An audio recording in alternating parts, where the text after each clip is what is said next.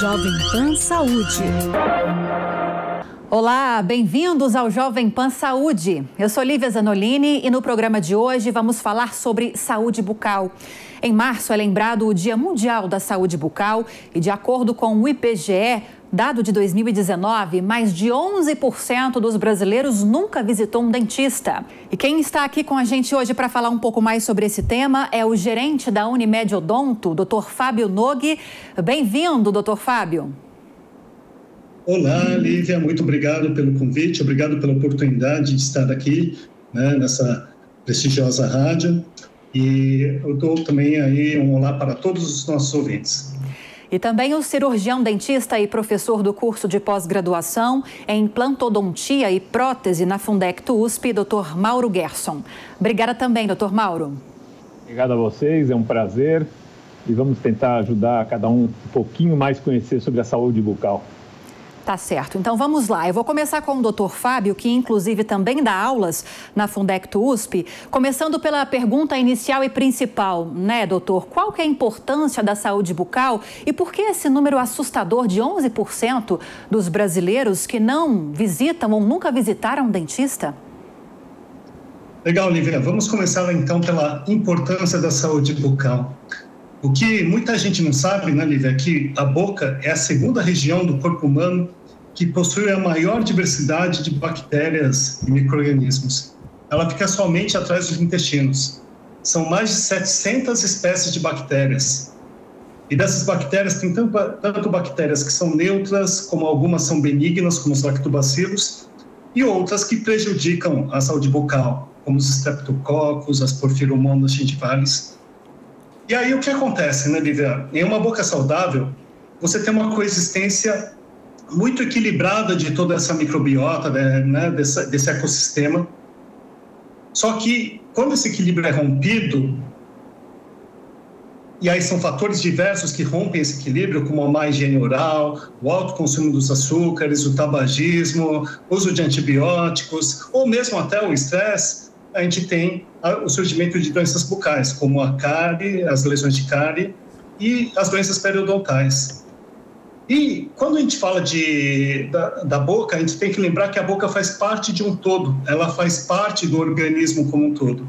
E ela é muito vascularizada e também ela é permeável.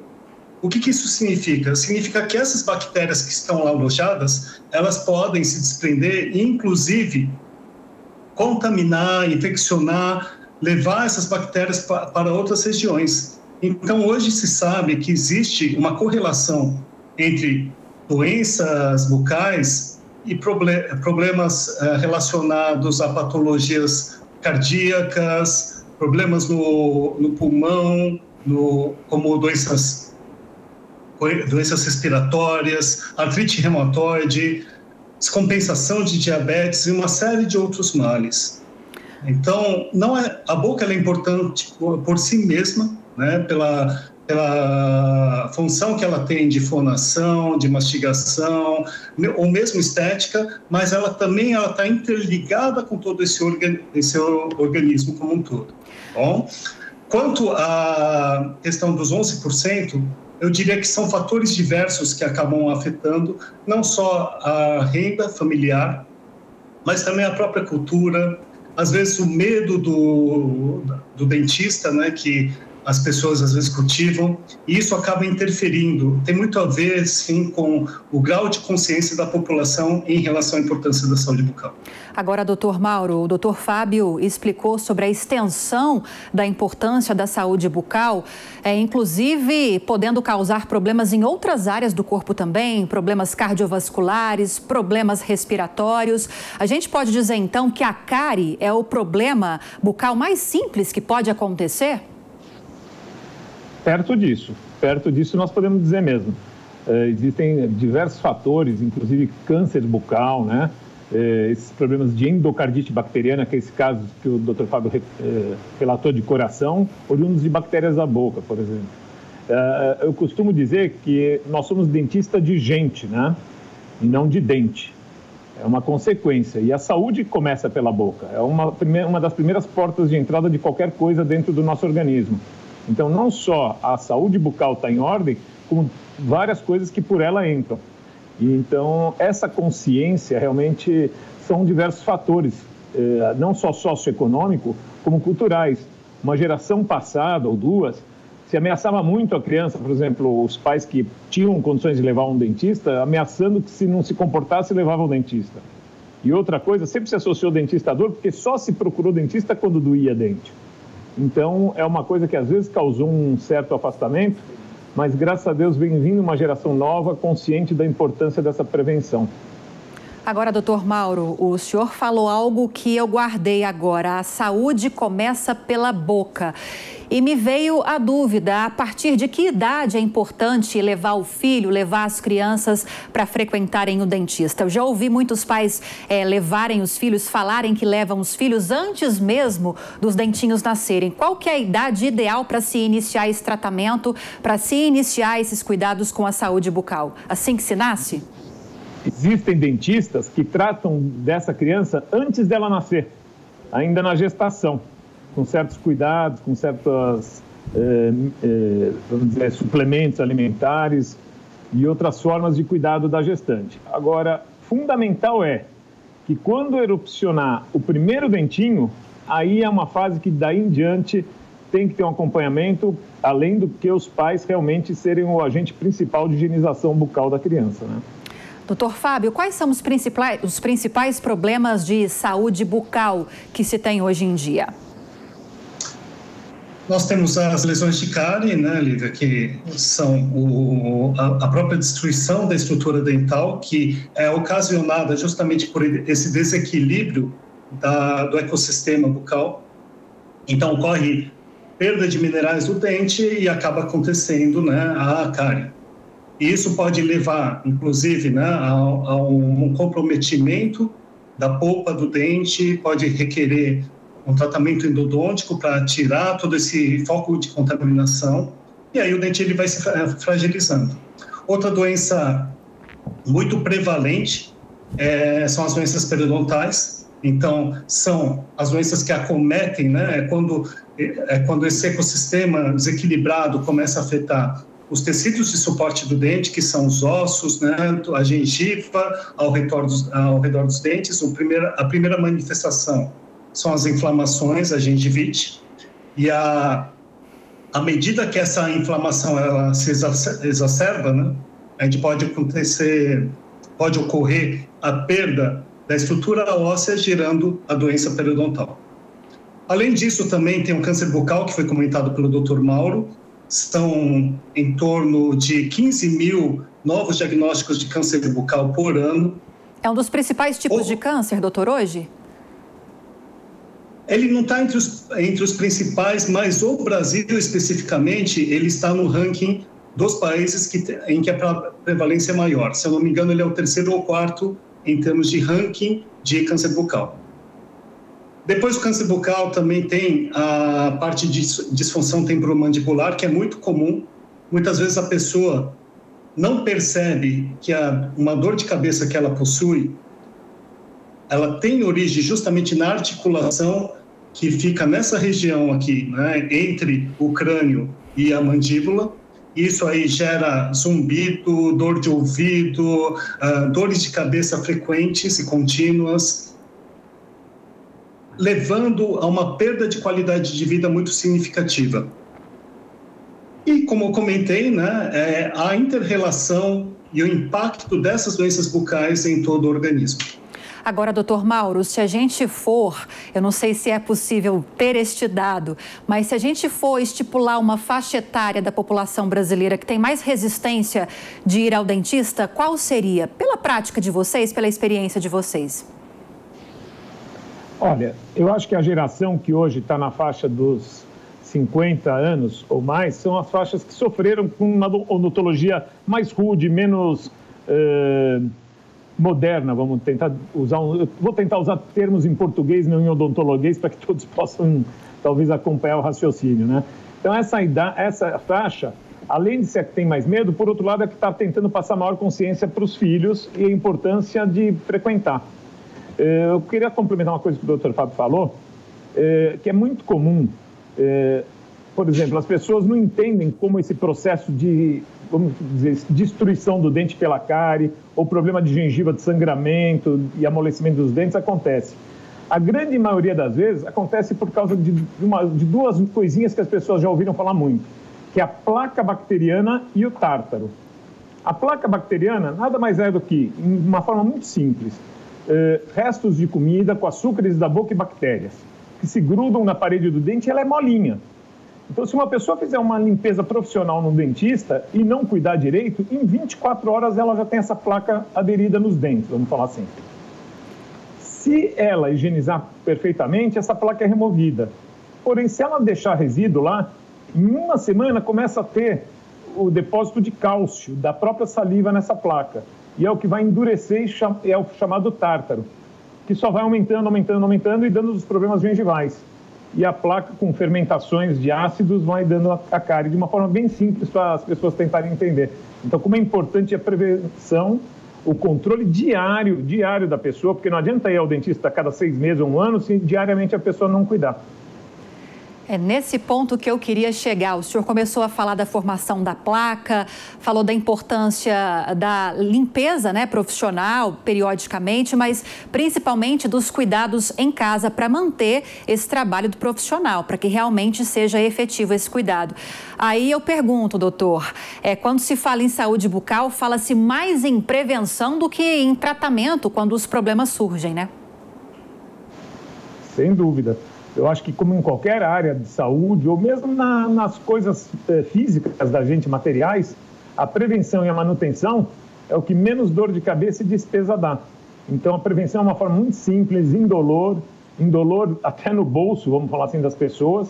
Isso quando elas também têm acesso a alguma rede pública, então não tem nem motivo de não frequentar, né? Sim. Agora, doutor Fábio, falando ainda dessa prevenção, dessa limpeza periódica ou de outros procedimentos que sejam necessários nessas visitas frequentes, de quanto em quanto tempo o senhor orienta as pessoas a visitarem o dentista quando tudo aparentemente está bem, é claro? Nós costumamos recomendar o retorno a cada semestre, né, Lívia? Até para um acompanhamento. E até... recordando, né, uma das perguntas que você fez para o Dr. Mauro, até complementando, tá? Quando a gente fala nas faixas etárias que menos consultam os dentistas, na pesquisa de IBGE de 2019, a gente percebe que a faixa etária acima de 40 anos, tá? De 40 a 59 anos e com mais de 60 anos, porém com agravante, né, Lívia? Na realidade, boa parte dessas pessoas pesquisadas, elas já não possuíam elementos dentários. Então, se existia uma cultura anterior, né, de extração dos dentes na medida em que se identificasse algum tipo de cárie ou algum problema dental.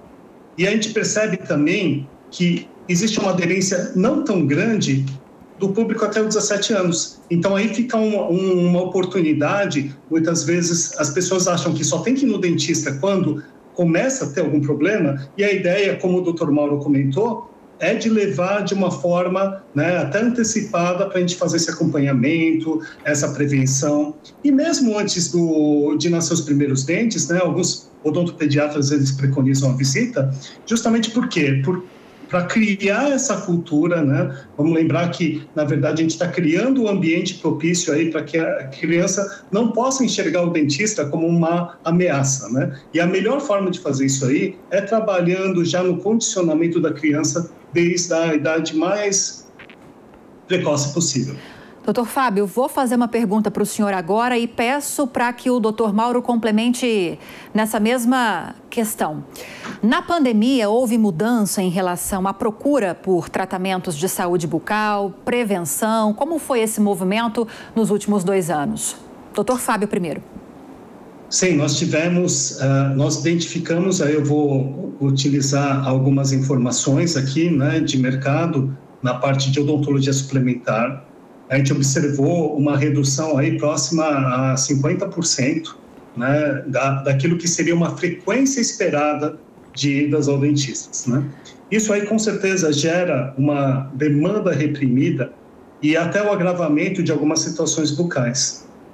Então, o que a gente percebe é que muitas vezes, né, até por conta desse espaçamento nas visitas, a gente acaba se deparando com o agravamento de algumas situações bucais. Mesmo lá nas escolas, né, o que acontecia? As crianças, assim que retornaram às aulas presenciais, muitas escolas acabaram não fazendo a higienização bucal das crianças, até pelo risco de contaminação. Então, aí tem um alerta importante nessa retomada, né, pós-pandemia, do cuidado que a gente tem que ter mesmo em fazer essa avaliação e esse acompanhamento de uma forma muito ativa. Doutor Mauro, o senhor percebeu também todo esse percentual de queda na procura? O que a experiência do senhor diz? Olha, eu tenho uma visão de duas formas. Uma da USP, a nível universitário, que isso aconteceu com todos os centros de ensino, que em março de 2020 simplesmente fecharam as clínicas e os alunos passaram a ter aula online. E aí deixou de ter atendimento até maio de 2021. Então, é uma demanda reprimida 100%. No consultório, as pessoas realmente, nos 3 primeiros meses de pandemia, que são março, abril e maio de 2020, foi basicamente atendimento de emergência, onde a gente atendia alguns pacientes em horários bem vastos, atendendo problemas que ocorriam, uma quebra de uma prótese, uma dor, como toda uma forma de prevenção até a nós mesmos. Depois foi se mantendo uma técnicas de espaçamento, higienização e segurança no consultório que a gente passou a atender. Por curiosidade, eu senti no consultório, a gente vê com os colegas, aumentou o número de pacientes que procuraram reabilitações orais. Aquelas perdas de dente que tinham, seja total ou parcial, fazer implantes, fazer próteses, porque o uso da máscara favorecia esconder essa fase provisória, vamos chamar assim.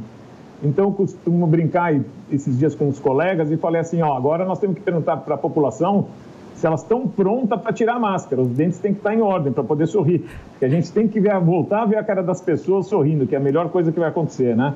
Com toda certeza. Então, quem não foi, use a máscara como um pretexto para enquanto reabilita.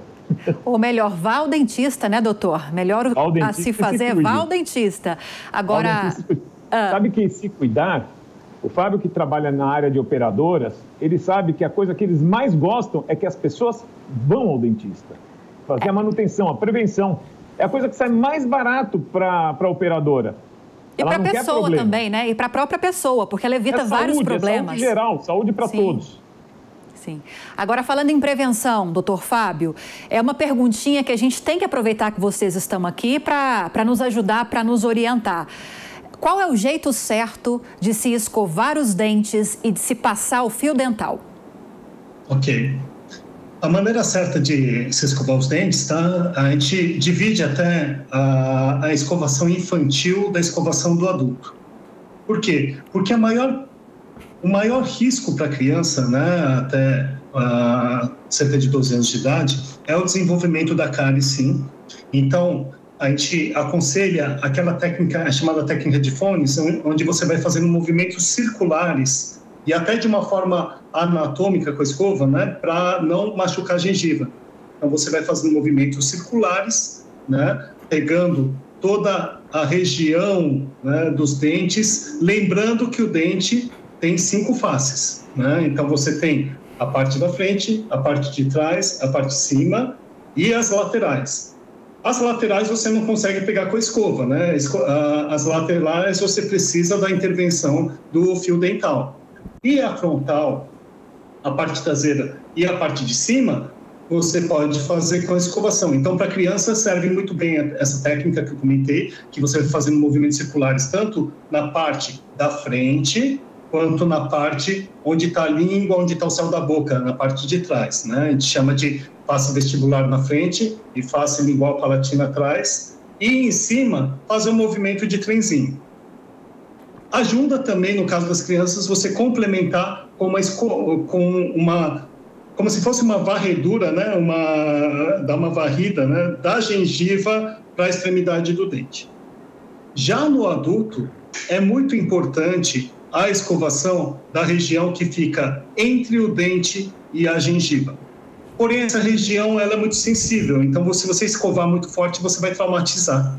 Então, as técnicas, geralmente, você entra com a cerda da escova, uma cerda macia, na região entre o dente da gengiva, e você faz movimentos vibratórios, sem fazer muita força, senão você pode traumatizar essa região. Mas é muito importante higienizar essa parte que muitas vezes é negligenciada, a pessoa só escova a superfície do dente e deixa de prestar devida atenção na região que fica entre a gengiva e o dente, usando também o fio dental, e aí você complementa com essa técnica aí no adulto. Você pode usar as técnicas também que se usam em criança, mas é muito importante você complementar com essa escovação que chega lá na região entre o dente e a gengiva. E agora eu vou deixar meu colega, né, o Dr. Mauro, complementar. E importante também não esquecer de fazer a limpeza da língua. Boa, vou deixar para o Dr. Mauro explicar então por que é tão importante cuidar dessa parte também. Perfeito. Duas coisas importantes. A escova de dente, a pessoa geralmente pega e quer fazer o movimento de ficar passando de um lado para o outro. Não precisa e não deve. Faz sequencial de 2 em 2 dentes, vindo na sequência, tudo pela frente, tudo por trás. Isso que o Dr. Fábio estava falando, entre a gengiva e o dente, existe um espacinho em torno de 1,5 milímetro de profundidade, que é normal, chama sulco gengival. Eu costumo dizer que esse é o nosso saquinho de lixo. É por ali que começa a ter depósito de alimento e a placa bacteriana que falamos agora há pouco começa a formar. Então, essa inclinaçãozinha que ele falou, importante, de 45 graus de vibração, é para limpar lá dentro do saquinho do lixo, mas na parede do dente. A gente deve limpar sempre a parede do dente. E o fio dental, por exemplo, quando ele explicou dos 5 lados, os lados do meio é o fio dental que vai limpar, mas a coisa mais importante é que entendam, o fio dental não serve para limpar entre os dentes. O fio dental serve para limpar a parede lateral do dente. Se a gente for limpar entre os dentes, nós vamos entrar com o fio dental reto, e seja para baixo ou seja para cima, e ele vai impactar restos de alimentos dentro desse saquinho de lixo que nós falamos do suco gengival. Ao invés de tirar aquele triângulozinho de gengiva que existe entre os dentes, ele só vai ferir e machucar. Então o fio dental tem que entrar fazendo uma letra U em volta do dente. Então, imagine que isso fosse fio dental, ele tem que deslizar fazendo uma letra U na lateral. Ele desce devagarinho até o fundo e sobe esfregando a parede do dente. No mesmo espaço, ele vai no dente vizinho e faz o U para o outro lado. Desce devagarinho e sobe. Tirou? Esse pedaço já está sujo. Enrola esse pedacinho no dedo e pega um pedacinho novo para limpar o próximo espaço. Mas importante, nunca introduza reto para não impactar mais alimento dentro desse saquinho de lixo. Agora, doutor Mauro, rapidinho para a gente já encaminhar para o final. E o enxaguante bucal, ele é essencial ou se nós tivermos todos esses cuidados com a escovação e com o fio dental, ele é dispensável? Ele ajuda no controle dessa flora microbacteriana. E a escova de dente para língua, existem escovas específicas para escovar a língua ou pode ser com a própria escova da pessoa suavemente. A nossa língua, ela é cheia de porinhos, de buraquinhos, falando em português, né, não em odontologuês. Lá se acumulam bactérias e sujeiras. Então, é um dos fatores, às vezes, de dar mau hálito. Tem gente que já viu uma saborra meio esbranquiçada em cima da língua. Tudo isso causa mau hálito e que vai causar problemas bucais. Então, é interessante o uso das duas coisas, da escova na língua, sempre suave, tá? Tanto nos dentes como na língua. A escova não é para ser usada com força, é com técnica suave. Perfeito. Agora sim, as considerações finais. Estamos chegando ao fim do programa de hoje. Doutor Fábio, alguma mensagem importante para quem está nos assistindo sobre o quanto é importante dar atenção para a saúde bucal, o quanto é importante prevenir problemas no futuro? Eu acho que aqui discorremos bem, né, Lívia, sobre a importância da saúde bucal, que o cuidado ele não se restringe somente à região bucal, mas ela impacta no organismo como um todo e na qualidade de vida do indivíduo. É importante também na parte social, na parte de integração. É importante também a própria parte estética também. Então, esse cuidado, ele é muito relevante, porque ele não se restringe somente à parte bucal. Mas eu gostaria de aproveitar o momento até para estender os parabéns, né, e reconhecer o papel de todos os profissionais, dos cirurgiões dentistas, de todos os profissionais que atuam também na parte de higiene oral, de cuidado bucal, e estender o parabéns para uma odontologia que é considerada uma das melhores odontologias de todo o mundo. Então, fica aqui o nosso pedido, né, de alerta para toda a população, para que realmente trabalhe a conscientização, trabalhe de uma forma preventiva, mas o nosso agradecimento a todos esses profissionais que fazem essa odontologia de qualidade que temos aqui no Brasil. Dr. Mauro, orientações finais para a gente fechar? Independente, eu faço minhas palavras, a do Fábio também. Nós temos uma odontologia não só de excelência, eu tenho o prazer, assim como ele, de sermos formados na USP, que já foi eleita recentemente agora, ela foi eleita a melhor faculdade de odontologia do mundo, quer dizer, não precisamos falar mais nada. Nós somos no Brasil em torno de um pouco mais de 330 mil dentistas ativos, isso significa 19 a 20% de toda a população de dentistas do mundo ativa.